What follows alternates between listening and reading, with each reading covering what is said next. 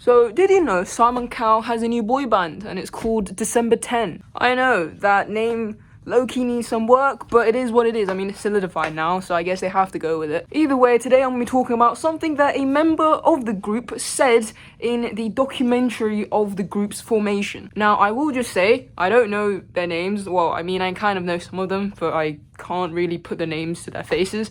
So I'm just gonna, say this member when I talk about this event that took place. Now, essentially, in the documentary, one of the members said, if BTS can sell out Wembley in 5 minutes, then we can sell out Pluto. Now, when this was shown, this got some rather negative reception because, I mean, he's essentially talking bad and talking down upon the achievements of another band, a band that has sold millions, by the way. Genuinely, millions, close to like 1 billion or something ridiculous like that. So an awful decision on his part. However, it does not end there, because later the group was invited to go on the Zach Sang show, and Zach, the host of the show, asked the member who said that comment about what he said, and basically the member kind of apologized, kind of addressed it by saying it was kind of him saying something in the moment to try and boost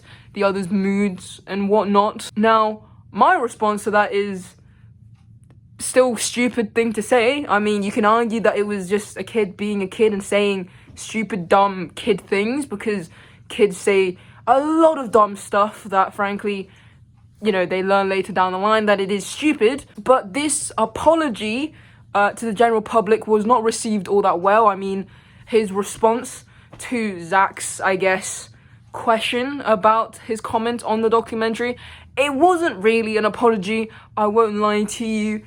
It was kind of like him trying to justify what he said, and I know for a fact there is definitely some hardcore fans out there who's going to defend what he said and say blah blah blah, but I don't care. Yes, what he said is absolutely stupid, and frankly, honestly, it probably stems from the fact that he himself doesn't like BTS's music, which is perfectly fine. You can dislike, various music, that's fine. People like and dislike things, that's perfectly normal. However, to talk down about BTS, a group that has basically taken over the entire blooming world, by the way, in order to big yourself up, is it's a strange decision, even if you were a kid, especially if you keep in mind, right, when the documentary was filmed, they were probably I don't know how old they are. They are I know one of them was born 2008, so they would be turning 18 this year. So if I'm assuming that the rest of the members are around the same age. During the filming, they were probably 15 years old or something like that. And here's the thing, at 15 years old, you have brain cells, okay? You have a conscious brain, so use it.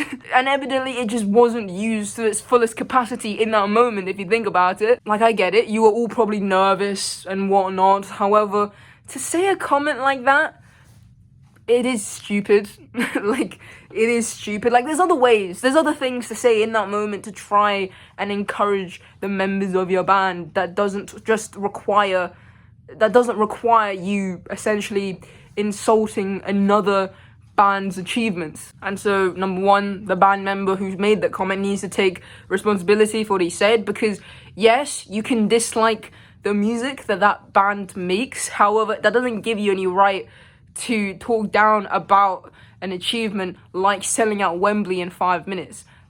Do you not understand how hard that is? Just because you don't like their music doesn't give you the right to belittle them. And here's the thing, right? Because this was a documentary, editors and various people would have had to watch it before it was given the green light to go be published, whatever. So however many people have definitely watched, him say that prior to its release, and they all, for whatever reason, thought it would be a good idea to leave that in. They didn't once think that, oh, maybe the kid saying this is a bit controversial. No, they decided it would be a perfectly, sane thing to leave in. And honestly, I'm putting that down to really them kind of knowing that specific moment was going to get them some form of,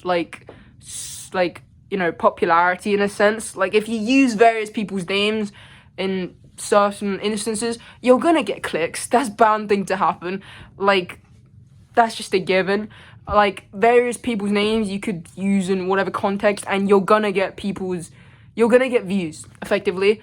And I do not doubt that that comment was left in there for that reason. At least that was one of the reasons, like, at least I think, why that was left in it. But yeah, that's my 2 cents on this entire matter. Comment down below what you guys thought of that comment. Comment down below if you even know about this group, because I won't lie to you, me and my friends, I haven't watched the documentary because I just don't care enough. I probably won't be listening to their music that they publish, at least not my choice. I'm sorry. I mean, I may listen to it just to hear what they sound like and the music that they're gonna make, because, you know, to be up to date with like music and whatnot. But I definitely won't be listening to them, I don't think, in my spare time like I would with some other artists. That's no shade or anything like that.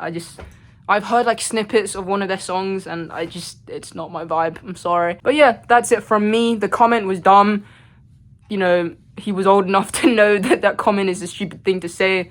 The other way is to motivate the people around you instead of insulting another band, you know. But there's also responsibility that's put on the editors and like the people who watched it before the documentary was like put public, whatever. But yeah, comment down below, like I said, what you guys thought, and yeah, I'll catch you guys in the next video.